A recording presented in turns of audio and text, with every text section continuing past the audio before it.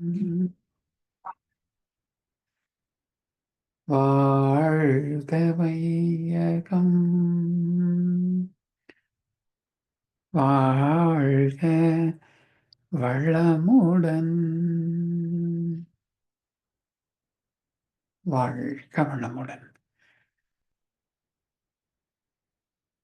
சிந்தனையை, உடல் நலத்தை சீரமைத்து ஓய்வித்த குருவே வாழ்க, குருவே துணை. வேதாத்ரியம் வாழ்க வளமுடன். இன்று வரை உலகில் தோன்றிய அனைத்து சித்தர்களும் ஞானிகளும் மகான்களும் மற்றும் வேதாத்திரிய கோட்பாடுகளை அர்ப்பணிப்புணர்வோடு அகிலமெங்கும் உணர்வாக்கிக் கொண்டிருக்கும் ஞான ஆசிரியர்களின் மதிநுட்பமும் குருவுகளோடு சூக்குமமாய் நம்மை சூழ்ந்திருந்து நாம் உய்வதற்கு துணை நிற்குமாக என்று சங்கல்பித்துக் கொண்டு இன்றைய தவ நிகழ்வை இறைவணக்கம் குரு வணக்கத்தோடு நாம் இனிதே துவங்குவோம். இறை வணக்கம் மற்றும் குரு வணக்கம் பாடிட அருள்நிதி சங்கரி செந்தில் அம்மா அவர்களை அழைத்தமைவோம். வாழ்க வளமுடன் அம்மா. வாழ்க வளமுடன். ஆதியெனும் பரம்பொருள் மெய் எழுச்சி பெற்று அணுவென்ற உயிராகி அணுக்கள் கூடி மோதி இணைந்து இயங்குகின்ற நிலைமைக்கேற்ப மூலகங்கள் பலவாகி அவை இணைந்து வேதித்த அண்ட கோடிகளாய் மற்றும் பிறப்பிறப்பிடை உணர்தல் இயக்கமாகி நீதி நெறிபுணர் மாந்தராகி வாழும் நிலையுணர்ந்து தொண்டாற்றி இன்பம் காண்போம். வாழும் நிலையுணர்ந்து தொண்டாற்றி இன்பம் காண்போம். குரு வணக்கம். சிந்தையை அடக்கியே சும்மாயிருக்கின்ற சீரறிய செய்த குருவே அந்த நிலை தனில் அறிவு அசைவற்றிருக்க பெரும் ஆனந்தம் பொங்குதங்கே. இந்த பெரும் உலகமிசை எடுத்த பல பிறவிகளின் இறுதி பயனாகிய சந்ததமும் என்னை மறவாத சாந்த வாழ்வழித்தோன் என் சந்தோஷ செய்தி இதுவே. சந்தோஷ செய்தி இதுவே. குருவே என் சந்தோஷ செய்தி இதுவே.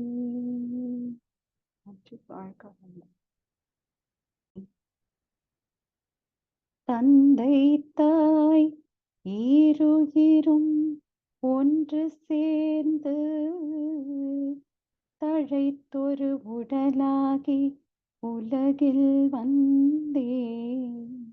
அந்த ஈருயிர் வினைகள் அறமோ மற்றோ அளித்த பதிவுகள் எல்லாம் என் சொத்தாச்சு.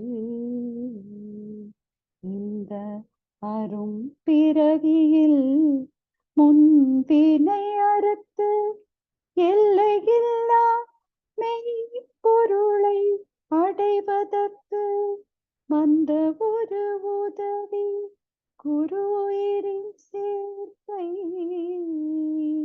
வணங்கி குரு திருவடியை வாழ்த்தி வாழ்வோம். குரு திருவடியை வாழ்த்தி வாழ்வோம். குரு திருவடியை வாழ்த்தி வாழ்வோம். நன்றி, வாழ்க. ஐயா, அதுக்கு முன்னாடி இருந்த கவியில 2 பாடல்கள் இருந்துச்சு. இல்ல, 2வது இருந்த அதீத தவம் நடத்திய அருள்நெறி அருளையா அவர்களை வாழ்த்துவோம். அருள்நெறி அருளையா அவர்கள் வாழ்க வளமுடன். அவர்களின் அன்பு குடும்பம் வாழ்க வளமுடன். அவர்களின் உடல் நலம், பொருள் வளம், மனவளம் மற்றும் அவர்களின் ஆன்மீக தொண்டு வாழ்க வளமுடன். வாழ்க வளமுடன். வாழ்க வளமுடன்.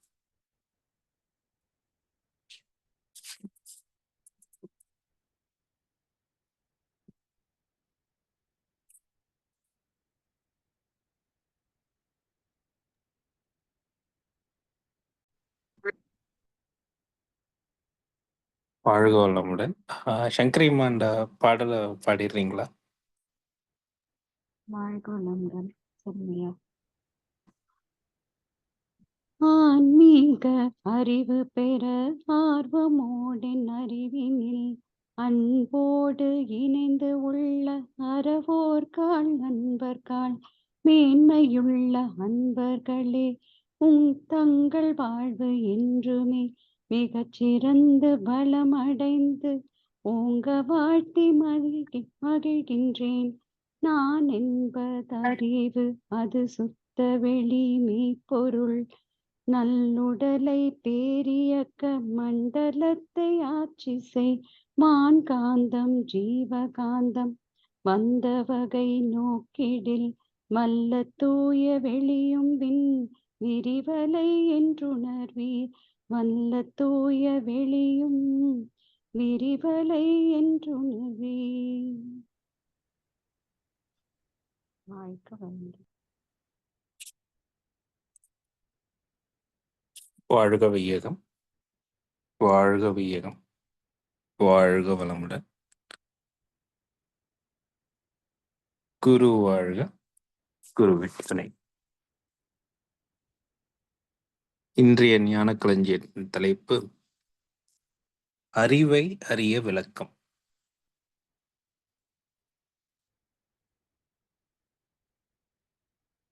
அறிவு அப்படிங்கிறதுனா என்ன? நம்ம சாதாரணமா நம்ம சொல்றது இந்த 6th சென்ஸ்ன்னு சொல்றோம்ல, நம்ம மனிதர்களுக்கு அந்த 6 அறிவான மனிதன். இன்னும் இங்கிலீஷ்ல சொன்னாண்டா கான்சியஸ்னஸ் அப்படின்னு சொல்றோம். சாதாரணமா மற்ற 5 அறிவு உயிரினங்களுக்கு அதற்கும் மூளை இருக்கும். ஆனா மனிதனுக்கு என்ன வேறுபாடுன்னா சிந்தித்து செயல்படுவது. 5 அறிவு வரை உள்ள அறிவுங்கிறது என்னன்னா வெறுமனே ரிஃப்ளெக்ஸ் ஆக்ஷன் மாதிரி என்ன நடக்குதோ, இந்த 5 இயந்திரங்கள் இருக்கு, எல்லா 5 அறிவு வரையும் உள்ளது. அந்த 5 இயந்திரங்களின் செயல்பாடு, அதாவது கூட பார்த்த உடனே அதை கொண்டு போக வேண்டும், இல்லைன்னா ஏதாவது ஒலி கேட்டால் அங்கே போகும், அந்த சிந்தனை தான் இருக்கும். ஸ்பான்டேனியஸாக அதை கேட்ட மாதிரி விளைவு. ஆனால் 6 அறிவான மனிதன் அதற்கு அப்பால் போய் ஏன், எதற்கு, எப்படி அப்படிங்கிற ஒரு வினா எழும். அது அவங்களுடைய கருமையம், அதாவது ஜெனட்டிக் சென்டர்னு சொல்றோம்ல, அங்கே பதிந்து அதற்கு ஏற்றாற்போல் என்ன அந்த சுற்று சூழ்நிலைக்கு ஏற்றவர் என்ன நடக்குதுங்கிறத சிந்தி பார்த்து அதுக்கு முன்னால என்ன நடந்திருக்கும் அப்படிங்கிற எண்ணம் அதை நோக்கி செஞ்சால் அதுக்கு ஏற்றாற்போல் முடிவை எடுக்கிறது தான் அந்த அறிவு. அதற்கும் ஒரு படி மேல் போய் நம்ம அந்த தவம் செய்ய செய்ய எப்படி எங்கிருந்து இந்த சிந்திக்கும் ஆற்றல் வந்தது அப்படின்ட்டு நம்ம யோசிக்கின்ற செய்து கொண்டே வந்தோமானால்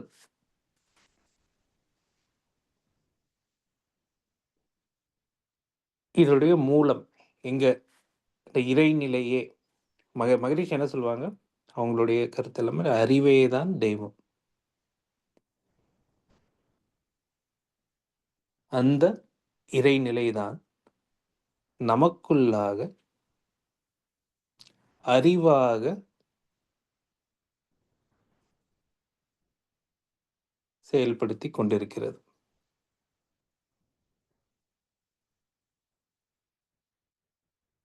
எப்பொழுது நம்முடைய மனம்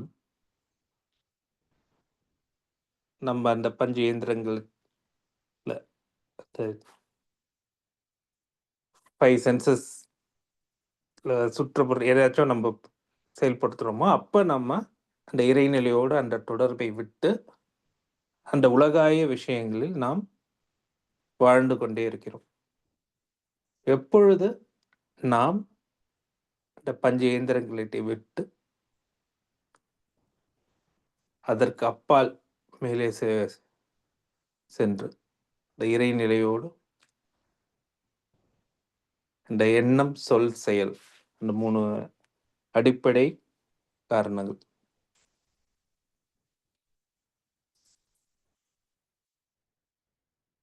ஒவ்வொரு விஷயங்களையும் நம்ம அங்கே நடக்கிற ஒரு சாதாரணமாக உதாரணத்திற்கு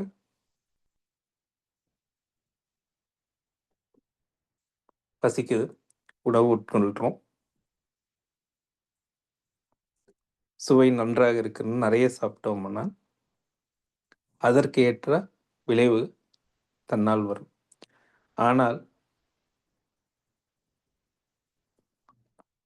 நாம் அறிவை கொண்டு, அதாவது எவ்வளவு நமக்கு தேவை அப்படிங்கிறது நமக்கே தெரியும்.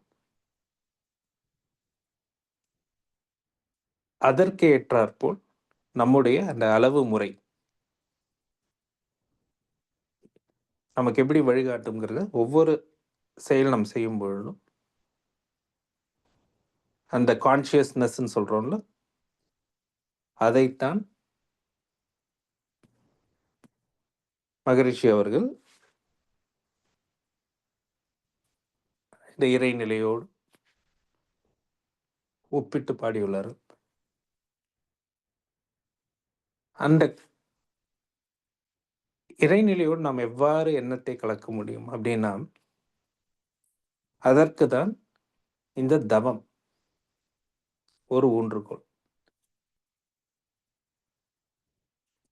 நாம் தவம் செய்ய செய்ய செய்ய என்ன நடக்கும்னா அந்த விழிப்பு நிலை, ஆங்கிலத்தில் அவேர்னஸ்ன்னு சொல்லுவோம்,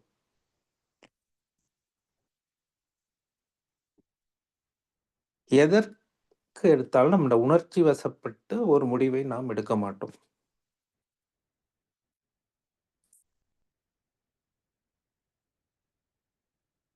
நாமை சுற்றி என்ன நடந்தால் அதை நம்மை பாதிக்காதவாறு நாம் எடுக்கும் முடிவு தற்காலத்திலோ பிற்காலத்திலோ நமக்கோ பிறருக்கோ நன்மை செய்யும் விளைவாகவே இருக்குமாறு நம் முடிவு இருக்கும். அதற்கு தான் பயிற்சி மிக மிக அவசியம். இப்ப சாதாரணமா நம்ம இப்ப காலையில எழுந்தவுடன் இன்றைக்கு தவம் செய்கிறோம். இந்த விரிவான மனநிலையில் நம்ம அடுத்து நம்மளுடைய அன்றாட கடமைகளை செய்தால் எப்படி இருக்கும்னு யோசிச்சு பாருங்க. அதே மாதிரி ஒரு தவமே பண்ணாம அன்றைய நாளை நாம் செய்தோமானால் எப்படி இருக்கும்? இரண்டுக்கும் ஒரு வித்தியாசம் இருக்கும். நம்ம காலை எழுந்தவுடன் தவம் செய்து அந்த அமைதியான மனநிலையில் அன்றைய நாளை தொடங்கினால் அன்றைய நாள் நன்றாக இருக்கும். ஸோ இந்த மனவளக்கலைங்கிறது இட்ஸ் அ டெய்லி ப்ராக்டிஸ். ஒரு நாளைக்கு மட்டும் நான் தவம் செய்து எல்லாத்தையும் எனக்கு தெரியும் அப்படின்னா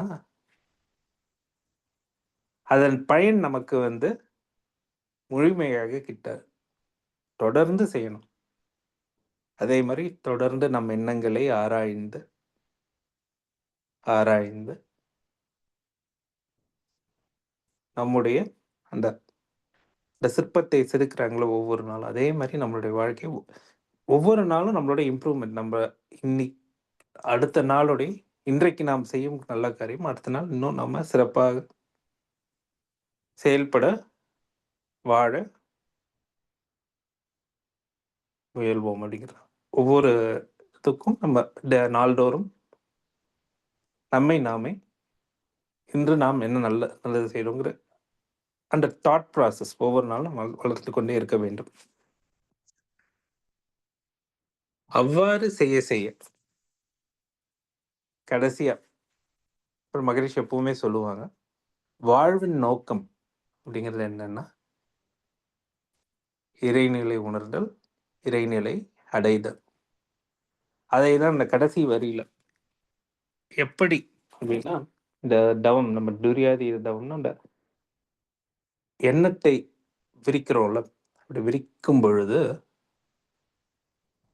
நம்முடைய மனம் அப்படியே அந்த அமைதியான இந்த ஜீரோ, அந்த டிரான்ஸ்டேட்னு சொல்லுவோம், அந்த நிலையில் நாம் இருக்க பழகி கொண்டோமையானால்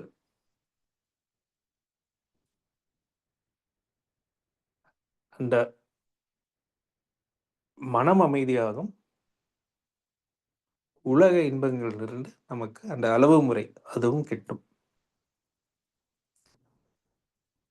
அதற்கு பயிற்சி அவசியம். தொடர்ந்து தவம் செய்வோம். வாய்ப்பளித்ததற்கு நன்றிகள் ஐயா. வாழ்க வையகம், வாழ்க வையகம், வாழ்க வளமுடன்.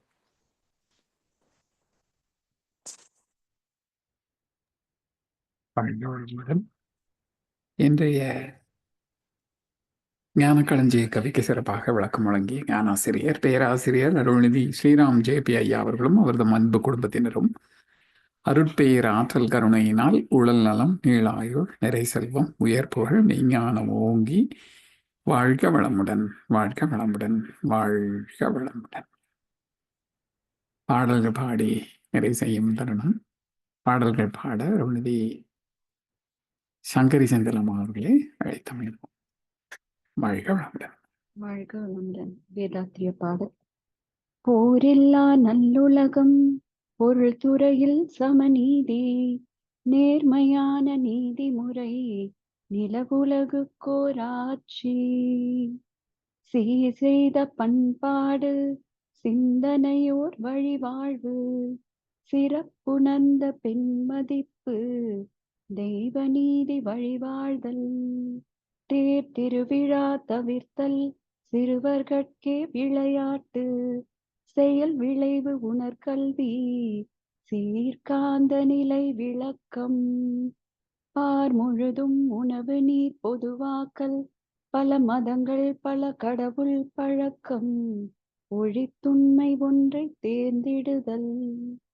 பிரம்மஞானக்க இறைவெளியே தன்னிருக்க சூழ்ந்தழுத்தும் மாற்றல், சூழ்ந்தழுத்தும் மாற்றல், இதன் திணிவு மடிப்பு விழ சுழலும் நுண்விண்ணாம், நிறைவெளியில் விண் சுழல நெருக்குகின்ற உரசல், நெருக்குகின்ற உரசல், நிலை வெளியில் எழுப்புகின்ற நேரலைகள் காந்தமாம், மறைபொருளாம் காந்தம் தன் மாத்திரைகள் ஐவகை, தன் மாத்திரைகள் ஐவகை, மலைக்காதீர் விண்கூட்டம் மாபூதம் ஐந்துமாம், முறையாய காந்தலை மனமாமுயிர்வுடல்களில் மதி உயர்ந்தி உண்மை பெற மா பிரம்ம ஞானமாம். மதி உயர்ந்தி உண்மை பெற மா பிரம்ம ஞானமாம். மா பிரம்ம ஞானமாம். உலக நல வாழ்த்து. உலகமெல்லாம் பருவமழை ஒத்தபடி பெய்யட்டும். உழவரெல்லாம் தானியத்தை உவப்புடனே பெருக்கட்டும். பல தொழில்கள் புரிகின்ற பாட்டாளி உயரட்டும். பகுத்துணர்வில் தொகுத்துணர்வு பண்பாட்டை உயர்த்தட்டும். கலகங்கள் போட்டி பகை கடந்து ஆட்சி அடக்கட்டும். கல்லாமை கடன் வறுமை களங்கங்கள் மறையட்டும். நலவாழ்வை அளிக்கும் மெய்ஞான ஒளி வீசட்டும். நம் கடமை அறவாழ்வின் நாட்டத்தே சிறக்கட்டும். வாழ்க வையகம், வாழ்க வையகம், வாழ்க வளமுடன். நன்றி. வாழ்க.